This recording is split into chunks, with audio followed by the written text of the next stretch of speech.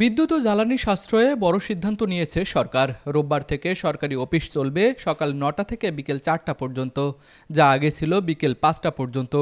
একই সঙ্গে ব্যাংক লেনদেনের সময় নির্ধারণ করা হয়েছে সকাল ৯টা থেকে বিকেল ৩টে পর্যন্ত। আর দোকানপাট ও বিপণী বিতান বন্ধ করতে হবে সন্ধ্যা ৬টার মধ্যেই। প্রধানমন্ত্রীর সভাপতিত্বে অনুষ্ঠিত মন্ত্রিসভার বৈঠকে এইসব সিদ্ধান্ত নেওয়া হয়েছে। গতকাল রাতে বৈঠক শেষে মন্ত্রিপরিষদ সচিব নাসিমুল গনি জানান, বৈশ্বিক জ্বালানি সংকটের প্রেক্ষাপটে বিদ্যুৎ সাশ্রয়ই এখন প্রধান লক্ষ্য। সকল ধরনের মার্কেট ৬টার পরে কোনো মার্কেট চলবে না।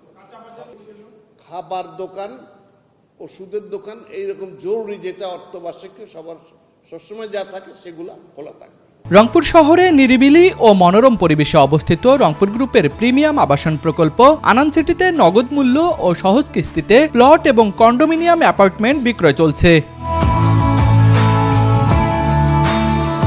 এদিকে শিক্ষা প্রতিষ্ঠান নিয়ে আলাদা নির্দেশনা আসবে আগামী রোববার। সব প্রতিষ্ঠানের জন্য এক নিয়ম না করে ধাপে ধাপে সিদ্ধান্ত নেওয়া হবে, যাতে শিক্ষা কার্যক্রম ব্যাহত না হয়। বিয়ে বা উৎসবে আলোকসজ্জার উপর জারি করা হয়েছে কঠিন নিষেধাজ্ঞা। আর দোকানপাট সময়মতো বন্ধ রাখতে নজরদারি জোরদার করবে সংশ্লিষ্ট সংস্থাগুলো। সরকার জানায়, দেশের প্রায় ৮০% জ্বালানি মধ্যপ্রাচ্য থেকে আসে। চলমান যুদ্ধ পরিস্থিতির কারণে বিকল্প উৎস খোঁজা হচ্ছে। ইতিমধ্যে মালয়েশিয়া, ইন্দোনেশিয়া থেকে সরবরাহ শুরু করা হয়েছে। আর কাজাখস্তান থেকেও জ্বালানি আনার সম্ভাবনা তৈরি হয়েছে। সরকার বলছে, জ্বালানি সংকট মোকাবেলায় সাধারণ মানুষের উপর চাপ কমিয়ে আনাই তাদের প্রধান লক্ষ্য।